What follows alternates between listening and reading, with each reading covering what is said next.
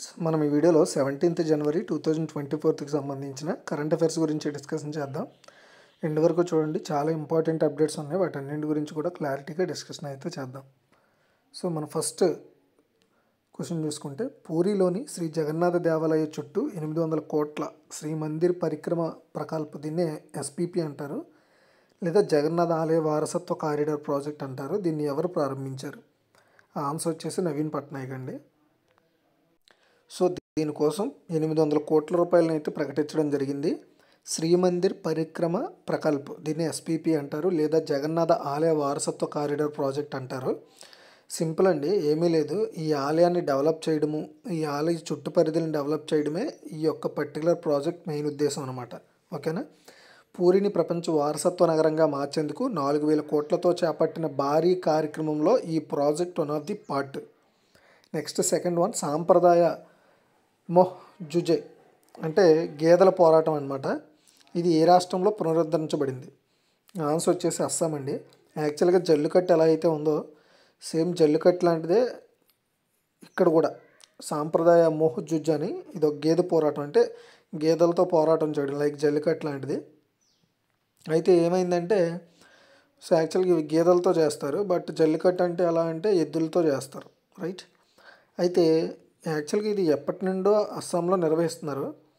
కాకపోతే కొన్ని కారణాల వల్ల జల్లికట్టుని ఎలా అయితే ఆపడం జరిగిందో, అలాగే దీన్ని కూడా 2014లో సుప్రీంకోర్టు జల్లికట్టు, ఎద్దుల బండ్ల పోటీలు జంతువులకు హానికరం అని భావించి ఇతర కార్యకలాపాలను బ్యాన్ చేసింది. దీని ఫలితంగా అప్పుడు ఈ గేదెల పోరాటం అని కూడా బ్యాన్ అయ్యిందనమాట. అయితే 2022 మేలో ఒక పెద్ద పరిణామం జరిగింది. ఏంటి? కొన్ని రాష్ట్రాలచే జంతుహింస చట్టానికి సవరణలను సుప్రీంకోర్టు బెంచ్ సమర్థించింది. ఇది నిర్దిష్ట ఎద్దులను మచ్చిక చేసుకునే క్రీడలు అండ్ సంబంధిత గ్రామీణ ఈవెంట్లను పునఃప్రారంభించడానికి పర్మిషన్ ఇచ్చారు. దానివల్ల ఇప్పుడు అస్సాంలో ప్రారంభించారు. అండ్ ఇంతకుముందు ఆల్రెడీ జల్లికట్టు అయితే నిర్వహిస్తున్నారనమాట. అండ్ జల్లికట్టుని ఇంకా హైలైట్ చేయడానికి అక్కడ రాష్ట్ర ప్రభుత్వం చాలా చర్యలు తీసుకుంటుంది.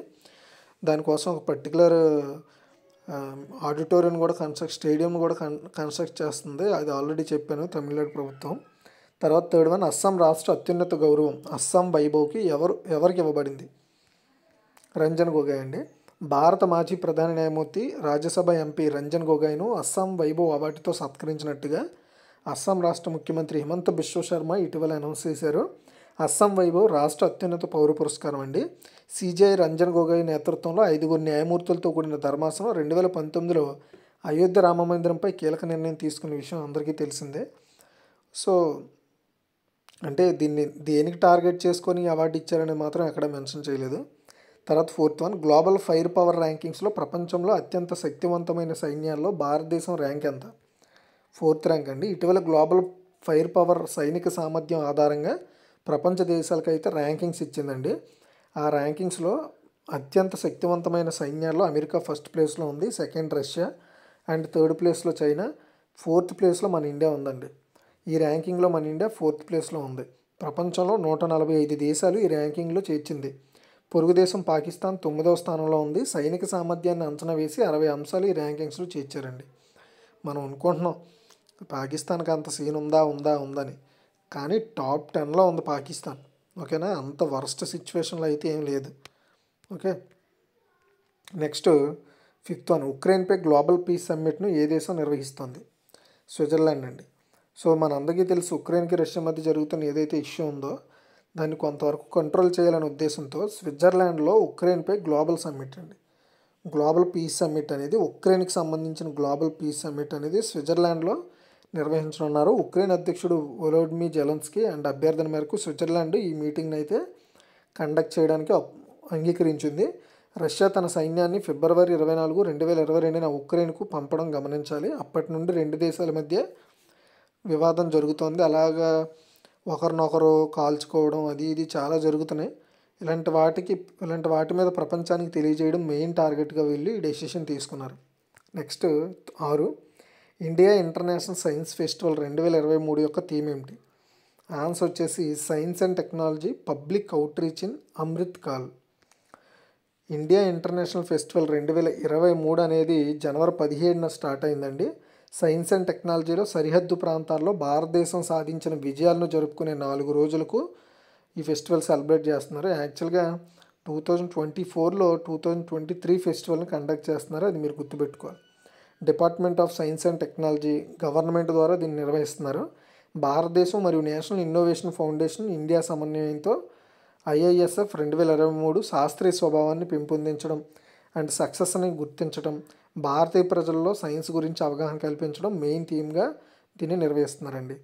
IISF 2023 కేంద్ర థీమ్ ఏంటంటే science and technology public outreach and Amrit call.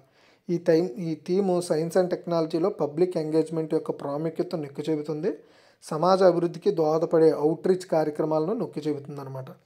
Next 7th one, ఇటీవల MP ల్యాడ్స్ ఈ సాక్షి మొబైల్ అప్లికేషన్ను ఎవరు ప్రారంభించారు?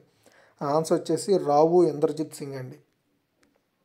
సో MP ల్యాడ్స్ అండి, MP ల్యాడ్స్ అంటే మనకి కేంద్ర మంత్రులకి ఎంతని అమౌంట్ని అయితే, అంటే మెంబర్స్కి పార్లమెంట్లు, కేంద్ర మంత్రులు కాదు, ఈ పార్లమెంట్ సభ్యులు ఎవరైతే ఉన్నారో వాళ్ళకి ప్రభుత్వం నుండి ఎంత అమౌంట్ అని వస్తుంది అనమాట. ఆ అమౌంట్ని వాళ్ళ పరిసర ప్రాంతాల్లో వాళ్ళ పరిధిలో ఆ ఫండ్స్ని వాడుకుంటూ డెవలప్ చేయడానికి MP ల్యాడ్స్ అనేవి ఇస్తారనమాట. అంటే వీటిని ఎప్పటికప్పుడు మానిటరింగ్ చేయడానికి ఈ సాక్షి అనే మొబైల్ అప్లికేషన్ని స్టాటిస్టిక్స్ అండ్ ప్రోగ్రామ్ ఇంప్లిమెంటేషన్ మంత్రిత్వ శాఖ ప్రారంభించింది. దానిని కేంద్ర మంత్రి రావు ఇంద్రజిత్ సింగ్ అయితే ఆ యాప్ను లాంచ్ చేశారనమాట. ఓకేనా. సో రీసెంట్గా MP ల్యాడ్స్కి సంబంధించి ఆంధ్రప్రదేశ్లో ఒక చిన్న వివాదం చెలరేగింది. ఏంటంటే అతని పరిధి కానీ పార్లమెంట్లో ఆయన తన నిధులను అయితే ఇవ్వడం జరిగింది అని రీసెంట్గా న్యూస్లో అయితే రావడం జరిగింది. అది అందరూ మ్యాక్సిమం తెలుసుకునే ఉంటారు. అయితే అది చట్ట ప్రకారం అది తప్ప రాంగా అంటే అది చట్ట ప్రకారం ఎలాంటి తప్పు కాదండి.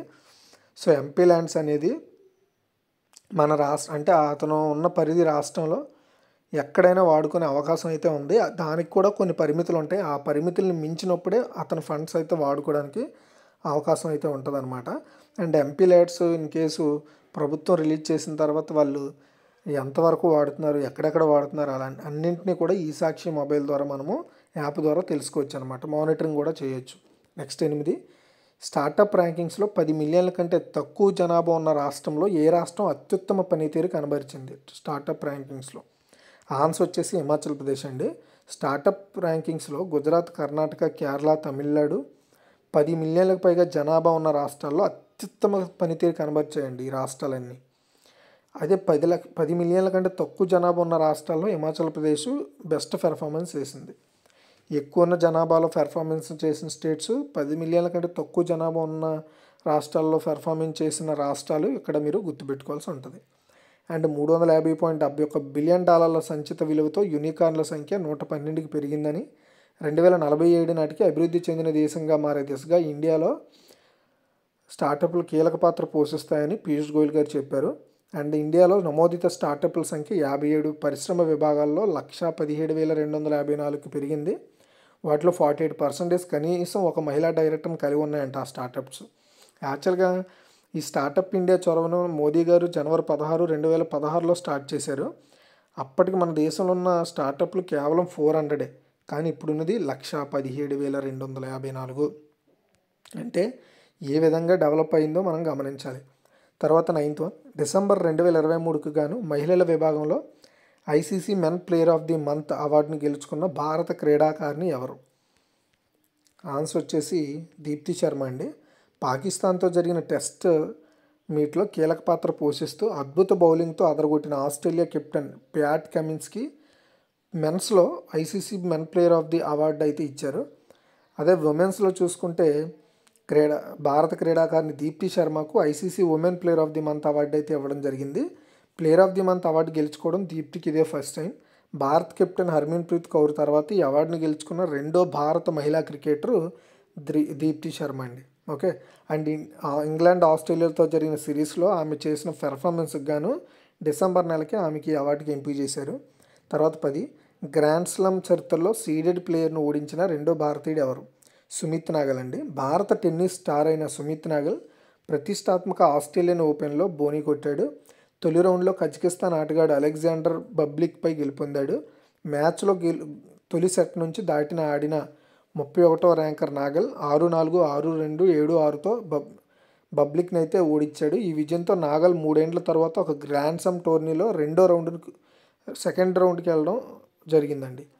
ఇదంతా పక్కన పెడితే అంతేకాదు గ్రాండ్ సమ్ చరిత్రలో సీడెడ్ ప్లేయర్ను ఓడించిన రెండో భారతీయుడిగా నాగల్ రికార్డ్ నెలకొల్పాడు. సీడెడ్ ప్లేయర్ అంటే పాపులర్ ప్లేయర్ అనమాట, మంచి ప్లేయరు.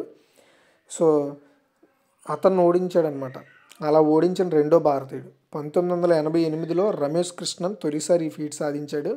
అతని తరువాత సో 2024లో మనకి సుమిత్ నాగల్ ఈ రికార్డుని బ్రేక్ చేయడం జరిగింది. తర్వాత 11 చెస్ దిగ్గజం విశ్వనాథ్ ఆనందను దాటి భారత టాప్ ర్యాంకర్గా నిలిచిన చెస్ ఆటగాడు ఎవరు? ఆన్సర్ వచ్చేసి రమేష్ బాబు ప్రజ్ఞానంద్ అండి. అంటే ఆర్ ప్రజ్ఞానంద్ అంట మన షార్ట్కట్లో, బట్ ఫుల్ నేమ్ వచ్చేసి రమేష్ బాబు ప్రజ్ఞానంద్.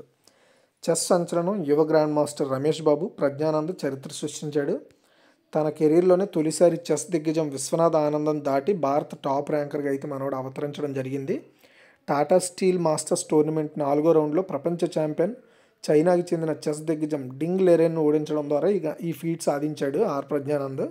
దీంతో ఇండియన్ నెంబర్ 1 ర్యాంకర్ ప్రజ్ఞానంద్ అంటే నెంబర్ 1 ర్యాంకర్ పొజిషన్ అయితే దక్కించుకోవడం జరిగింది. ఫిడే ర్యాంకింగ్స్ ప్రకారం ప్రజ్ఞానంద్ 2748.3 పాయింట్లతో 11వ స్థానంలో ఉండగా విశ్వనాథ్ ఆనంద్ 2748 పాయింట్లతో 12వ స్థానంలో ఉన్నాడు. కాబట్టి మన ఇండియాలో నెంబర్ 1 చెస్ ప్లేయర్గా ఆర్ ప్రజ్ఞానంద్ అయితే ఇప్పుడు నిలవడం జరిగింది. అది గుర్తుపెట్టుకోండి. ఓకే, ఇదిగే ఓవరాల్గా ఇన్ఫర్మేషన్. మీకు ఈ వీడియో నచ్చింది అనుకుంటున్నాను.